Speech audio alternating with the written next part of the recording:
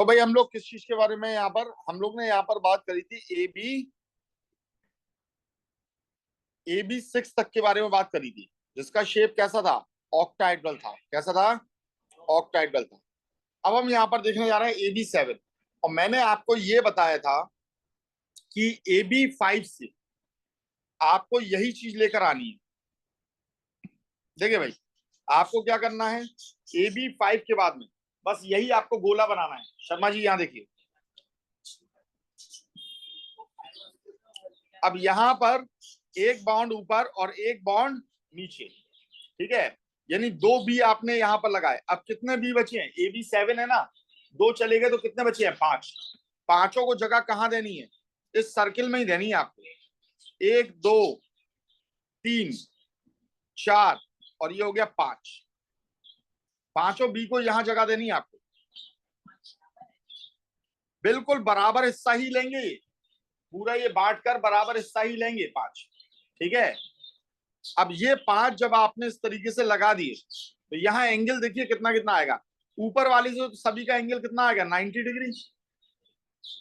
नीचे वाले से भी 90 डिग्री आएगा, तो एक एंगल 90 डिग्री हो गया।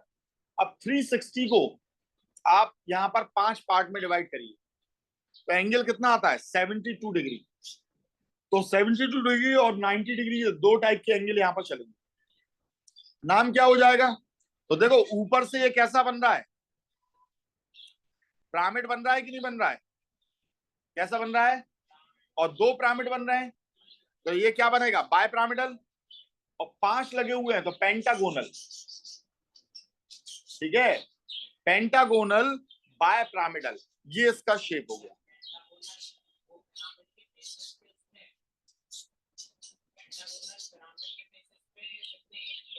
पांच लग रहे हैं इसलिए पेंटागोनल हमने उसे कह दिया, ठीक है। उम्मीद है इन सबका आपको ये समझ में आ गया होगा अच्छे से, ठीक है। अब इनके कुछ एक एग्जाम्पल हम लोग यहाँ पर देख लेते हैं।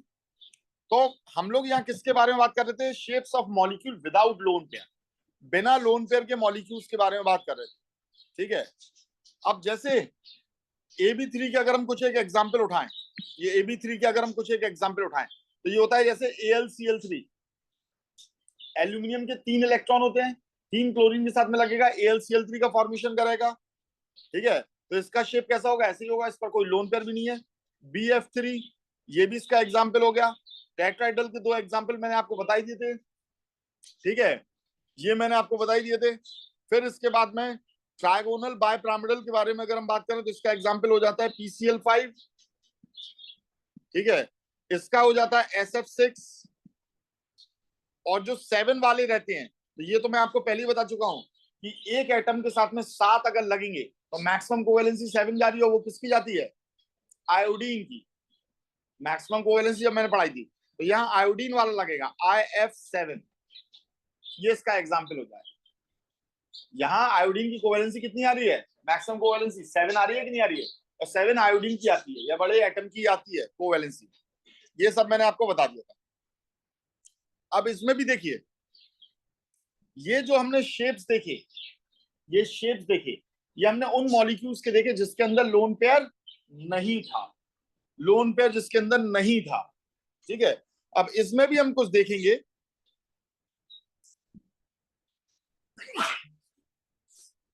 इसमें भी हम देखेंगे परफेक्ट एंड इम्परफेक्ट शेप।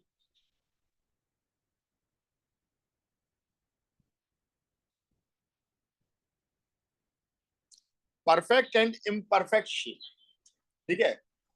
अब जैसे अगर सपोज करो हमने AB4 यहां पर लिया,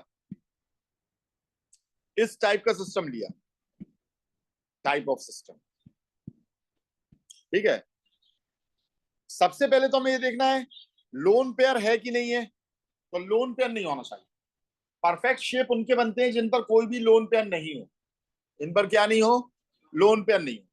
अब जैसे हमने ले लिया कार्बन, तो कार्बन के 4 एटम है और 4 ही कुछ भी चीज को हमने यहाँ पर लगा दिया, चलो 4 हाइड्रोजन को लगा दिया CH को, तो इसका शेप कैसा होगा शर्मा जी? जी नहीं, ऑक्टाहेड्रल कब बनता है? AB6 टाइप के सिस्टम में।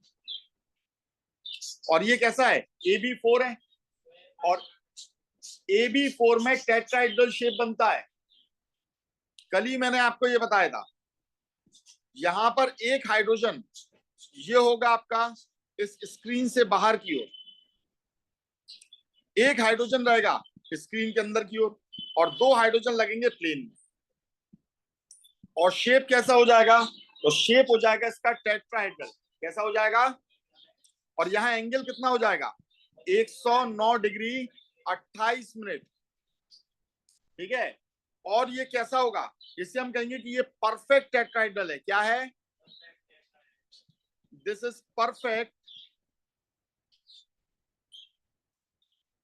टेट्राहेड्रल। तो ना तो इस पर कार्बन पर लोन पेयर है, सेंट्रल वाले पर लोन पेयर को देखा जाता है, ना कार्बन पर लोन पेयर है। ठीक है। और जब लोन पेयर नहीं है तो यहां पर ये जो स्ट्रक्चर बना रहा है ये एकदम परफेक्ट शेप देगा, परफेक्ट टेट्राहेड्रल। पर अब देखो यहीं पर मैं क्या कर दूं, मैं ये कर दूं CHCl3। मैंने क्या दे दिया? CHCl3। यानी मैंने इसे दे दिया, या फिर मैंने दे दिया CH3Cl। ये होता है क्लोरोफॉर्म, जो एक एनेस्थीसिया होता है। और ये होता है क्लोरोमीथेन। क्लोरोमीथेन, इन दोनों में से हम किसी के बारे में भी बात करें। सेंट्रल एटम कौन है? कार्बन। और पेरिफेरल कौन है? हाइड्रोजन और क्लोरीन। हाइड्रोजन और क्लोरीन कैसे है? पेरिफेरल। पेरिफेरल मतलब ये किनारे की ओर लग रहे हैं। क्या पेरिफेरल सब एक से हैं? नहीं है, एक अलग हो गया ना। इसमें एक हाइड्रोजन अलग हो गया और इस तरफ वाले में एक Cl अलग हो गया। ठीक है। तो अब इसका अगर हम शेप बनाएंगे तो देखिए, ये हमने एक हाइड्रोजन निकाला प्लेन से बाहर, ये गया प्लेन के अंदर की ओर। एक हाइड्रोजन को, अच्छा यहां तो अपन क्लोरीन ले रहे हैं ना, चलिए हमने ये लगाया, एक क्लोरीन, दूसरा क्लोरीन, यहां पर ये क्लोरीन, और एक कौन आ गया? Hydrogen. This is not a perfect tetrahedral. ये परफेक्ट टेट्राहेड्रल नहीं होगा, ये इम्परफेक्ट होगा। कैसा होगा? क्यों?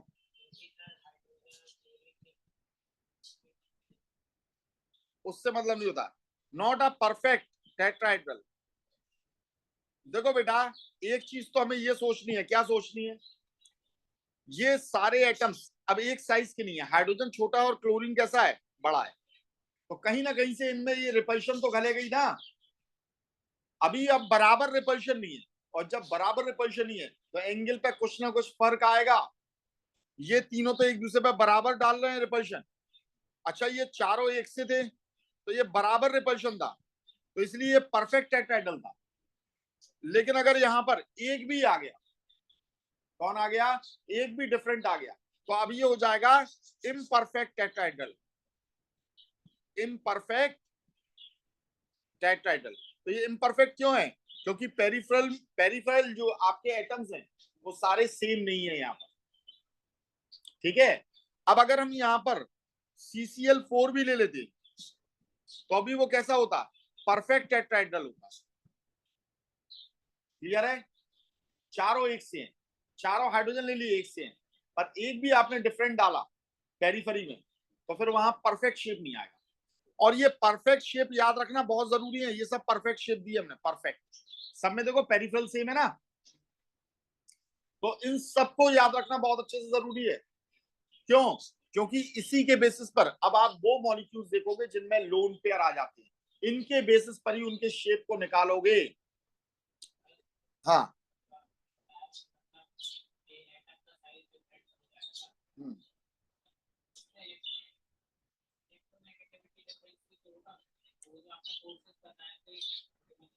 देखो बेटा, इलेक्ट्रोनेगेटिविटी डिफरेंस से एक बात को याद रखिएगा, डायपोल मूवमेंट को हम चेक करेंगे। कैसे चेक करेंगे? और अकेला इलेक्ट्रोनेगेटिविटी डिफरेंस नहीं, वहां एंगल भी बहुत मायने रखता है। तो इलेक्ट्रोनेगेटिविटी डिफरेंस जो रहता है वो हमारी बॉन्ड स्ट्रेंथ को या बॉन्ड लेंथ को चेंज कर सकता है। ठीक है। बॉन्ड स्ट्रेंथ को या बॉन्ड लेंथ को चेंज कर सकता है। उसका इससे एंगल से कोई अभी फर्क नहीं फिलहाल। तो अभी धीमे धीमे समझ में आ जाएगा भैया। एटम बड़े रहते, आपस में रिपल्शन गलता, परफेक्ट शेप नहीं आता, सिंपल बात। अभी आगे आप सब लोगे भाई, अभी सब समझ में आएगा, थोड़ा वेट तो करो, थोड़ा रुको, तो एकदम से घोल कर तो नहीं पिला सकता ना मैं, धीमे धीमे आएगा। तो उम्मीद है परफेक्ट और इम्परफेक्ट आपको समझ में आ गया होगा, समझ में आ गया, ठीक है। अब जैसे अगर मैं आपसे कहूं कि ये बताइए PCl5 का शेप कैसा होगा, तो आप बना सकते हो इसका शेप, बना के दिखाइए जरा क्या बनेगा।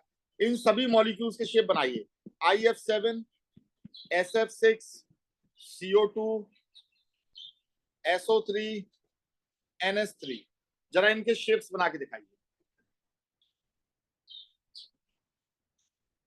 देखो यहाँ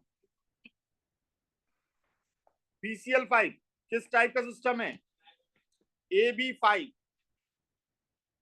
ये कैसा है AB7, ये कैसा है AB6, बस ऐसे लिख लिया करो। ये कैसा है AB2, ये कैसा है AB3, और ये कैसा है AB3। अब देखो बेटा PCl5 अगर हम इसका शेप बनाना है, मैंने आपसे कहा था कि AB4 के बाद AB5 जैसी चालू हो, आप सबको एक ही चीज लगानी है। क्या चीज लगानी है, ये लगाया, एक ऊपर एक नीचे खींच दिया, बीच वाले को बीच में रखा, एक Cl यहां लगा दिया, एक Cl यहां लगा दिया। अब कितने Cl बचे, कितने बचे, 3 बचे कि नहीं, तो बस 3 को हमने ये दे दिया। यहां एंगल कितना आ रहा है, पंखा बन गया ना ये, और पंखे का एंगल कितना होता है 120 डिग्री। एंगल नहीं आया समझ में तो 360 का गोला होता है, 3 पार्ट में डिवाइड कर दिया, 120 डिग्री लग गया। यहाँ तीनों जगह 3 Cl लगा दिए। अब इसका शेप देखो जरा कैसा जा रहा है, ये पिरामिड है और ये कैसा बना है ट्रायगोनल, कैसा बना है ट्रायगोनल बाय पिरामिडल। 2 पिरामिड बने कि नहीं बने, तो क्या नाम हो गया इसका, ट्रायगोनल बाय पिरामिडल। जब आप शेप बनाओ, जब शेप बनाओगे तो ये सब खींच के नहीं आ जाना, ये तो आपने को दिखाने के लिए बताया मैंने, ये समझ में आ रही है बात, बस ये बन गया शेप, ऐसा लिख कर आओगे ट्रायगोनल बाय पिरामिडल। अब ये कैसा है AB7, और AB7 में कैसे शेप बनेगा, बनाओ जरा खुद। ये खींचा, यहां पर आयोडीन बीच में रखा, तो एक ऊपर और एक नीचे फ्लोरीन को लगा दिया हमने। अब कितने बचे, 7 में से 5 बचे, तो 5 के लिए क्या करोगे, ये आ गया, तो 72 डिग्री का एंगल है और 90 डिग्री का एंगल है, 2 एंगल आ रहे हैं, यहां भी 90 डिग्री का एंगल है, ठीक है। अब यहां सभी जगह पर क्या लगा दोगे, एंगल लिखना बहुत जरूरी है, याद रखना। क्या बन गया ये, पेंटागोनल बाय पिरामिडल। क्या बन गया, पेंटागोनल बाय पिरामिडल।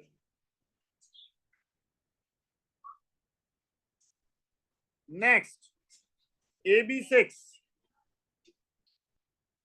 AB6 में हमें क्या करना है, बिल्कुल वैसे ही AB6 में हमने सल्फर को यहां रखा, एक फ्लोरीन ऊपर लगाया, एक फ्लोरीन नीचे लगाया। अब कितने बचे, 4, 4 को बराबर से बांट दिया, ठीक है।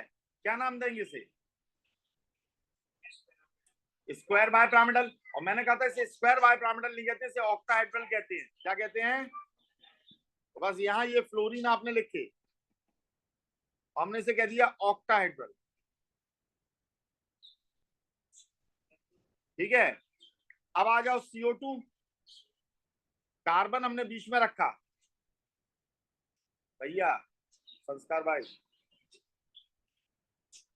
कार्बन यहां पर रखा है, ऑक्सीजन डबल बॉन्ड से लगा हुआ है, AB2 टाइप का सिस्टम, सॉरी AB2 टाइप का सिस्टम है। तो यहाँ तो एंगल सीधा कितना आता है 180 डिग्री आता है, और शेप कैसा होता है, लीनियर होता है। SO3 आ जाओ, सल्फर के लास्ट ऑर्बिट में कितने इलेक्ट्रॉन होते हैं, 6 होते हैं। ऑक्सीजन को कितने चाहिए, 2, तो 3 ऑक्सीजन ने 6 इलेक्ट्रॉन यूज कर लिया कि नहीं। और जब इसने 6 इलेक्ट्रॉन यूज कर लिए तो कोई भी लोन पेयर नहीं है, लोन पेयर चेक करना है, ठीक है। अब डबल बॉन्ड को किसकी तरह मानोगे, सिंगल बॉन्ड की तरह मानोगे।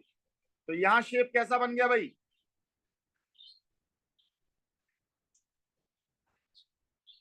ट्रायगोनल प्लेनर, ट्रायगोनल प्लेनर, ये शेप का नाम हो गया। अब NH3 में आ जाओ, नाइट्रोजन के लास्ट ऑर्बिट में कितने इलेक्ट्रॉन होते हैं? 5 होते हैं। 3 इलेक्ट्रॉन इसने 3 हाइड्रोजन के साथ शेयर किए, और जब 3 हाइड्रोजन के साथ शेयर किए तो यहाँ पर क्या आ गया? एक लोन पेयर, और लोन पेयर के लिए ये थ्योरी नहीं है, तो इसलिए इसका शेप अभी हम आपको नहीं बताएंगे। और बहुत जरूरी है कि आपने अगर ये परफेक्ट शेप याद नहीं करे तो मॉलिक्यूल विथ लोन पेयर बिल्कुल नहीं कर पाओगे आप, जिनमें लोन पेयर आएंगे, क्योंकि लोन पेयर वाले मॉलिक्यूल्स के शेप को आप इन्हीं से निकालोगे। तो 2 ही तरीके हैं, या तो इन्हें अच्छे से समझ लो, बहुत अच्छे से, ठीक है, कि आपको तुरंत बनाना आ जाए, रटना नहीं है, तुरंत बनाना आ जाए। और अगर आपको ये बनाना आ गया तो फिर आप लोन पेयर वाले बड़े इजीली बना लो, या फिर इन्हें भी रटो और उनके शेप को भी रटो। और शेप रट नहीं पाओगे क्योंकि मॉलिक्यूल्स इतने सारे होते हैं, इतने सारे होते हैं, कहां तक रट पाओगे? रटने की क्षमता होती है, समझ लोगे तो कोई परेशानी नहीं होगी।